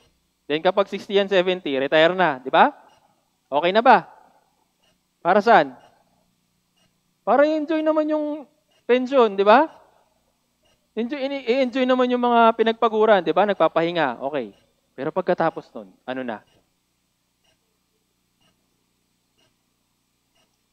Ito po yung buhay natin mga tao. Buhay ng paghahanda. Simula pa nung sinapupunan, naghahanda ng konting panahon. Next, tuloy-tuloy pa naghahanda. Tapos hanggang sa uli, naghahanda naman tayo para sa kabilang buhay. Kaya nga tayo may kasabihan, di ba? Kabilang buhay. Yun yung pinaghahandaan po natin habang nandito po tayo sa mundong ito. Hindi lang po tayo nabubuhay para lang sa ating sarili. Dapat naghahanda po tayo sa mga bagay na kabilang buhay. Yung mga tao po, masyado po sila nagtutuon sa mga bagay po na ito. Para po silang ganito. Naging ganito na lang yung buhay natin mga tao sa panahon natin ngayon. Di ba? Mas lalo pang tumitindi. Puro pera na lang iniisip para sa pamilya, para maitaguyod ko yung pamilya ko. Kailangan magtrabaho ko ng maigi. Pero hanggang huli, hanggang dyan na lang ba yung buhay natin? Sa paghahanap ng pera, pagkita ng pera, pagtatrabaho? Marami po mga tao na nagtatrabaho. Siguro kilala po ninyo ito. Mahilig po sa mga pelikula. Mayaman itong tao na ito, artista po ito.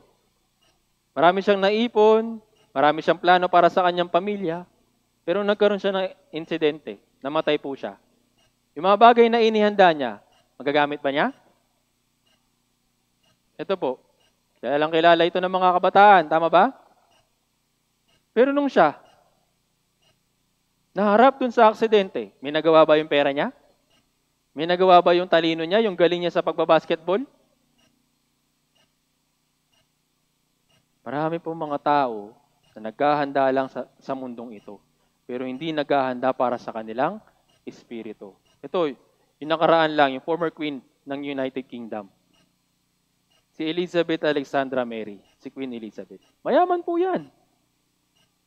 Tinitingala po yan. Queen po siya dun sa kanilang bansa.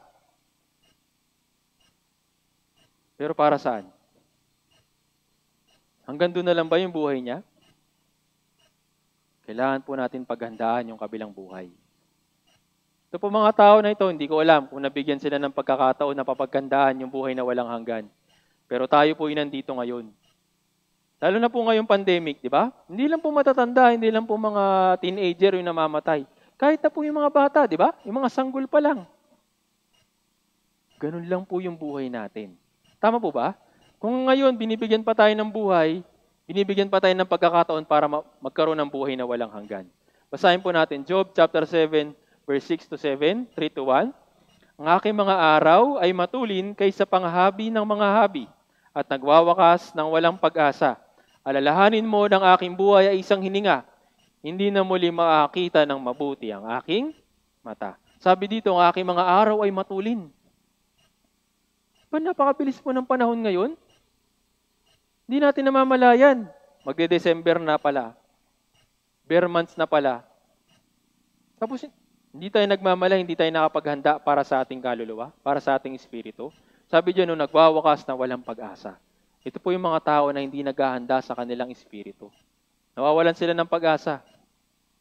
Pero tayo, nag-aaral po tayo ng Biblia para malaman kung ano yung nais ibigay sa atin ng Diyos. Ito po yung buhay na walang hanggan. Sabi dito, yung mga sinasabi ng Biblia na wag lang tayo magtuon sa mga bagay na pisikal. Wag lang tayo magtuon sa mga bagay na material. Magtuon tayo sa mga bagay na dapat mas mahalaga para sa atin. Meron pong kwento dito sa Biblia. Ito yung mayamang hangal. Sinabi sa kanya ng Diyos mismo, hangal, sa gabing ito kukunin ng iyong kaluluwa. Kanino kaya mapupunta ang mga bagay na inihanda mo? Masyado tayo naghahanda para sa ating katawan. Masyado tayo naghahanda para sa ating pisikal. Pero napagandaan nyo na po ba yung mga bagay sa espiritual? Napakabuti po ng Diyos at binibigyan tayo ng pagkakataon ngayong week na ito. Ito pong Bible seminar ay binigay sa atin para sa paghahanda, para sa buhay na walang hanggan. Kaya pakinig po tayo ng mabuti. Okay po? Sabi dito, siya yung hangal na naghahanda ng mga bagay para lang sa kanyang pisikal. Sabi dito, kanino kaya mapupunta yung mga bagay na inihanda mo? Iiwan lang natin yun dito sa lupa. Lahat ng mga bagay na ipinupundar natin, pinagpapagura natin, hindi lang po dyan dapat umiikot yung buhay natin. Kailangan alamin natin kung ano yung sinasabi sa atin ng Biblia. Ito po yung buhay na walang hanggan.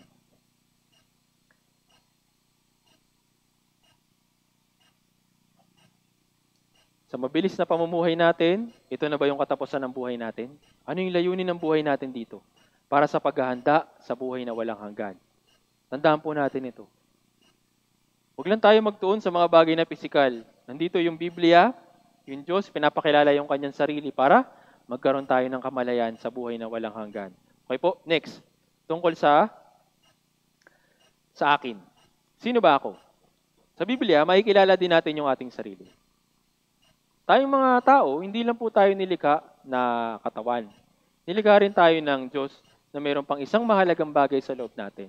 Alam niyo po ba, sinasabi rin sa Biblia kung paano tayo nilikha? Ayon po sa pag-aaral, ito po mga elements na ito ay makikita sa lupa. Pero itong mga elements na ito ay makikita rin sa ating katawan. Sabi diyan, sapagkat ang ating kalagayan ay kanyang nalalaman, naaalala niya na tayo ay, ano po? Alabok. Tayo lupa. Galing po tayo sa lupa. Kaya babalik din tayo sa lupa. Sabi dito, ikaw ay alabok at alabok ka, babalik. Pero merong inilagay yung Diyos na napakahalaga sa kanyang paningin sa loob natin.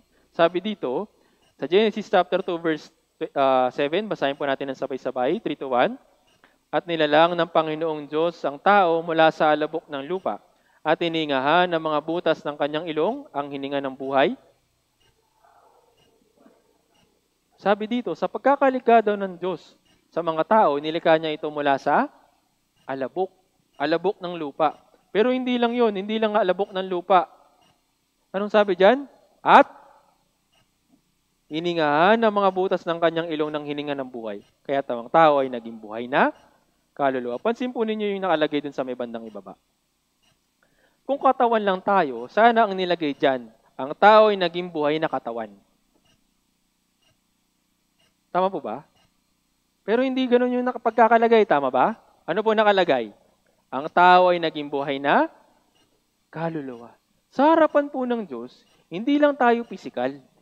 Meron pong kaluluwa niya na inilagay sa atin. Ito pong kaluluwa na ito, yung babalik po sa Diyos.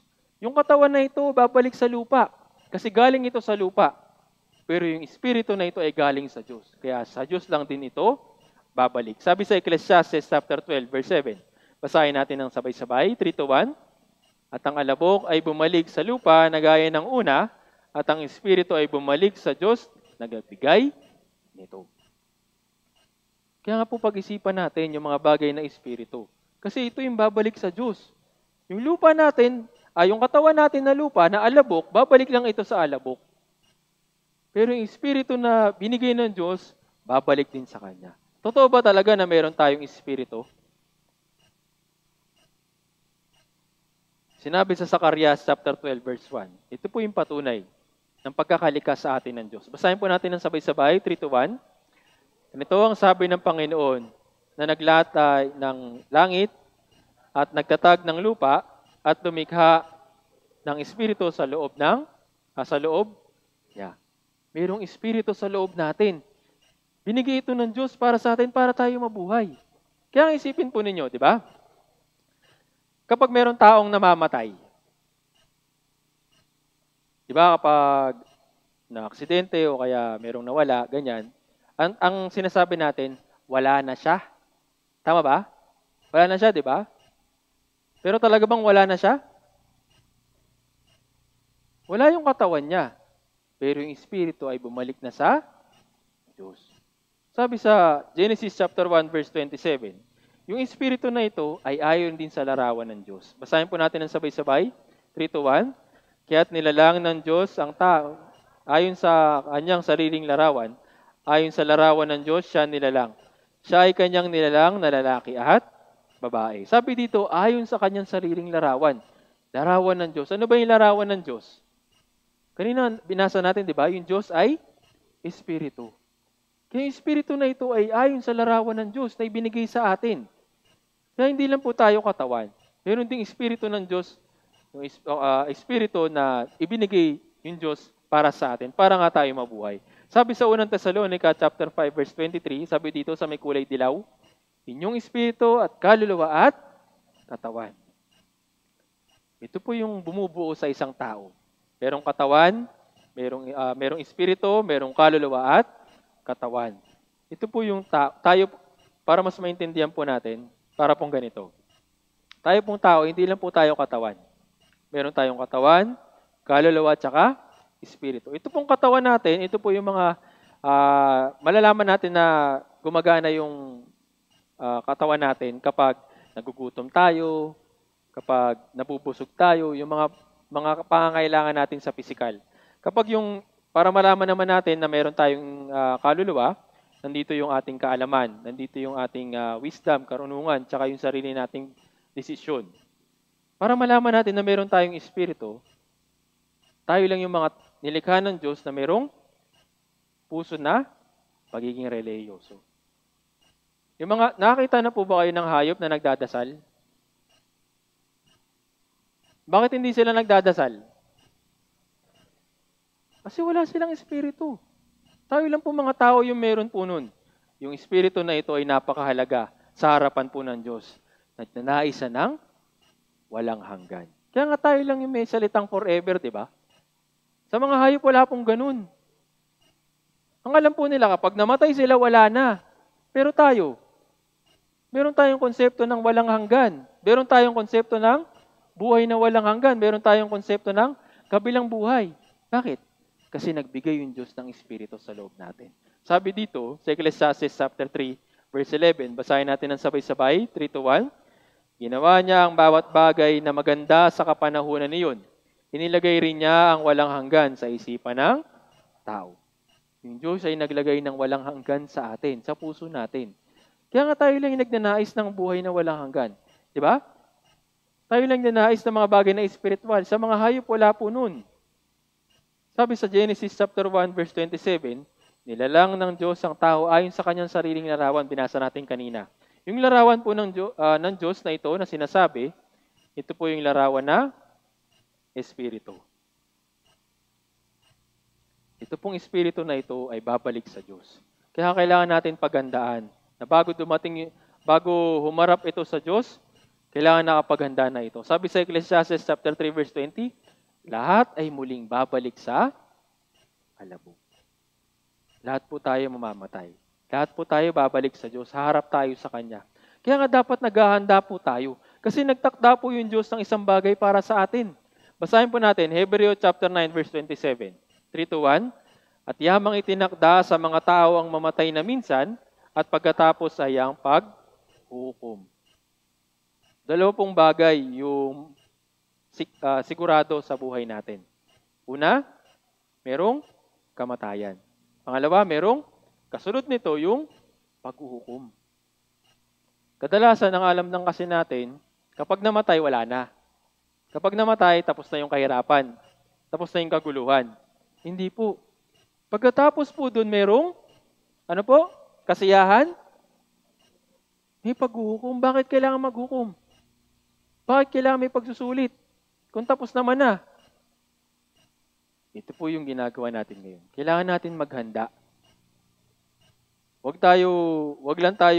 lang natin hahayaan na malipasan tayo ng panahon nang hindi naghahanda sa buhay na walang hanggan.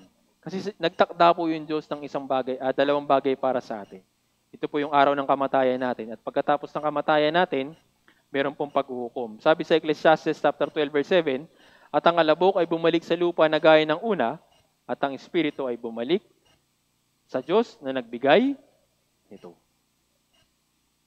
Tandaan po natin, babalik yung espiritu natin sa Diyos. Hindi po ito pwedeng humarap ng hindi handa. Sabi sa Ecclesiastes chapter 9 verse 12, hindi nalalaman ng tao ang kanyang kapanahunan, kagaya ng mga isda na nauhuli sa malupit na lambat. Para daw ganun lang yung buhay natin. Biglaan. Paano kung hindi tayo nakapaghanda? Hindi nakapaghanda yung puso natin, hindi nakapaghanda yung espiritu natin sa buhay na walang hanggan. Paano na?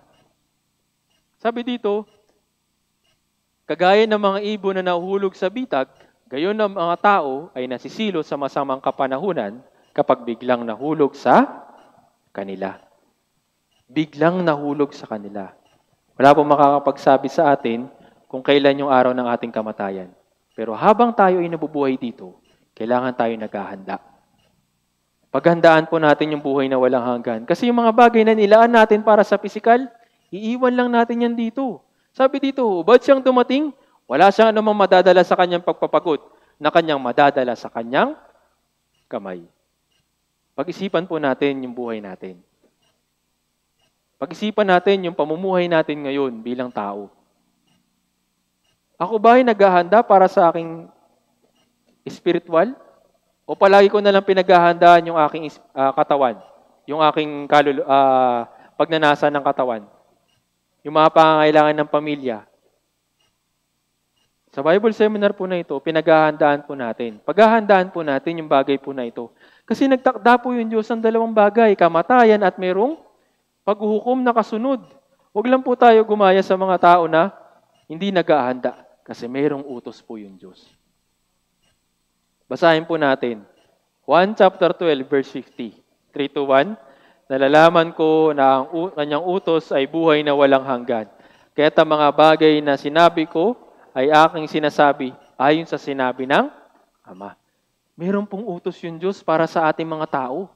Hindi lang po tayo nabubuhay dito para magpayaman, kumita ng pera, magtrabaho para sa pamilya. Yung Diyos na lumikha sa atin, meron siyang ibinigay na utos sa atin habang nandito tayo sa mundong ito. Ano daw? Ano po? Nalalaman ko ang kanyang utos ay buhay na walang hanggan. Okay lang sana kung nakalagay dyan, ang utos niya ay magpayaman. Wala pong problema dun. Kung ang utos niya ay mag-aral lang tayo, kumita ng pera para sa pamilya, edi gawin natin. Pero anong utos niya? Buhay na walang hanggan. Yung utos po ng Diyos na lumikha sa atin, kailangan po kailangan po makamit natin ito habang nabubuhay lang tayo dito sa mundong ito. Hindi po tayo pwedeng humarap sa Kanya na hindi dala-dala yung buhay na walang hanggan na ito. Kasi ito'y Kanyang utos. Diba, halimbawa, merong isang inventor. Gumawa siya ng isang robot para magputol ng puno. Itong inventor na ito, pinrogram niya, gumawa siya ng robot na magpuputol ng puno. Ang ginawa niya, sinetap niya na, tinapat niya na sa puno. Pero itong robot na ito, namitas ng bulaklak. Ano pong tawag dun sa invention niya? Ano po? Gumawa siya ng isang robot na puputol ng puno. Pero nung inunan niya, nagpipitas ng bulaklak. Ano pong tawag dun sa invention niya? Bigo, palpak. Tama ba? Mayroong program na itinakda dun sa robot na yun. Pero hindi niya ginawa. Anong tawag dun? Failure. Basura lang yun, walang silbi po yun. Tama po ba? Lalo na po sa atin. Nilikha tayo ng Diyos para sa utos na ito. Kung nagtutuon lang tayo sa mga bagay na pisikal, nagtutuon lang tayo sa mga bagay na para sa material, nagtutuon lang tayo para sa ating pamilya at hindi hinahanap yung buhay na walang hanggan, pasensya na po, pero yung buhay po natin, kung magkaaganon, failure po sa harapan po ng Diyos. Tama po ba? Itinakda sa atin yung utos na ito para hanapin yung buhay na walang hanggan. Hindi ko po sinasabi na masama magtrabaho, masama kumita ng pera para itaguyod yung pamilya. Hindi ko po sinasabing masama yun. Pero wag lang natin ubusin yung oras natin, yung panahon natin, na madaling lumilipas nang hindi natutupad yung utos ng Diyos. Sabi dito, nalalaman ko ang kanyang utos na buhay na walang hanggan. Kaya nga po sa Bible seminar na ito, binibigyan tayo ng pagkakataon ng Diyos na paglaanan, paghandaan itong buhay na walang hanggan na ito. Para hindi tayo humarap sa Diyos ng bigo. Sabi dito sa Jeremias chapter 21 verse 8, inilagay ko sa harapan ninyo ang daan ng buhay at daan ng kamatayan. Merong option po yung binibigay yung Diyos sa atin. Yung daan ng buhay, ito po yung buhay na walang hanggan. Pero yung daan ng kamatayan, ito po yung kamatayan at kamatayan sa impyerno. Nais niya po ibigay sa atin yung magandang buhay. Kaya nga sinasabi niya sa Deuteronomy chapter 30 verse 19. Basahin po natin ang sabay-sabay, 3-1. Aking ilalagay sa harapan mo ang buhay at kamatayan, ang pagpapala at sumpa. Kaya't piliin mo ang inyong binhi, ang buhay, upang ikaw ay mabuhay. Ano po yung sinasabi sa atin ng Diyos? Binigyan niya tayo ng option, buhay at kamatayan. Pero nung pinipili niya sa atin, anong sinasabi niya sa atin na piliin dapat natin? Kamatayan po ba? Anong sabi niya? Piliin mo ang buhay. Piliin mo yung buhay na walang hanggan. Maging matalino po tayo, mga kababayan. Wag lang po natin ubusin yung buhay natin sa mga bagay na material, sa madaling lumilipas at temporary lang. Yung Diyos po nagbibigay siya ng option para sa atin. Anong sabi niya? Piliin mo yung buhay para ikaw ay mabuhay. Ito po yung utos niya para sa atin. Kaya habang tayo nag-aaral ng Biblia, wag po natin iwawala sa isip po natin. Kaya natin ito pinag-aaralan para makapaganda sa buhay na walang hanggan na inuutos ng Diyos. Wag sana natin mawala itong layunin na ito. Na-attend tayo sa Bible seminar para hanapin yung buhay na walang hanggan. Hindi para magkaroon ng pera, hindi para magkaroon ng karunungan, kundi magkaroon ng buhay na walang hanggan. Okay po? Naintindihan po? Sana po maging malinaw po sa atin ito. Dahil sinasabi sa atin, ito po yung huli nating verse. Kapag nababasa ko po ito, at nakikita ko po yung mga tao na masyadong nagpapagod, masyadong naglalaan ng mga bagay para sa kanilang pisikal, nakakatakot. Basahin po natin. Amos 14, chapter 4, verse 12, 3-1. Umanda ka sa pagsalubong sa iyong Diyos. Anong sabi dyan? Maghanda ka. Maghanda ka dahil balang araw, kapag dumating na yung tinakda ng Diyos na kamatayan, haharap ka sa Kanya. Anong hihingi niya sa atin? Hingin ba niya sa atin? Nasaan na yung pinagpaguran mo? Nasaan na yung diploma mo? Nasaan na yung degree mo? Nakapagtapos ba yung mga anak mo? Nagawa mo ba ng mabuti yung trabaho mo sa lupa? Yun po ba yung hihingi ng Diyos sa atin? Anong hinihingi niya? Anong inutos niya? Buhay na walang hanggan. Yun po yung hihingi niya sa atin. Kapag umarap tayo sa Kanya, kaya nga pinaghahandaan po natin ito. Kaya pakiusap, ito pong linggo na ito ay sana mailaan natin yung oras natin para sa paghahanap at paghahanda ng buhay na walang hanggan. Kasi inuutos po sa atin ito ng Diyos. Para po magkaroon ng buhay na walang hanggan, pinag-aralan po natin yung Biblia. Pero hindi po basta-basta lang na pag-aaral. Detalyado natin pag-aaralan. Kaya bukas po itutuloy po muli natin yung ating pag-aaral para masigit pang makilala yung nag-iisang Diyos na tunay at si Jesucristo na Kanyang sinugo para sa buhay na walang hanggan. Malinaw po? Tayo pong lahat ay umuko at manalangin. Banal at mahabagin naming Amang Diyos, nagpapasalamat po kami sa pagkakataon na binigay niyo po sa amin upang makapakinig ng iyong salita. Nalaman po namin na yung aming buhay ay madaling lumilipas lang at meron po pala kayong inutos sa amin. Inutos niyo po sa amin yung buhay na walang hanggan at nawa sa pamamagitan po ng aming pag-aaral, sa Bible Seminar na ito ay matulungan niyo po kami upang makarating sa pagkakilala sa inyo, sa Panginoong Hesukristo at upang magkaroon ng buhay na walang hanggan. Ingatan niyo po kami sa aming pag-uwi at na mabukas, pahintulutan niyo po muli na makarating yung mga newcomers at mga brothers and sisters para po patuloy po namin mapag-aralan at mas higit po namin kayo makilala. Maraming salamat po. Lahat po ng ito ay dinadalangin po namin sa makapangyarihang pangalan ng Panginoong Hesukristo. Amen. Ingat po tayo sa pag-uwi, bukas po ulit.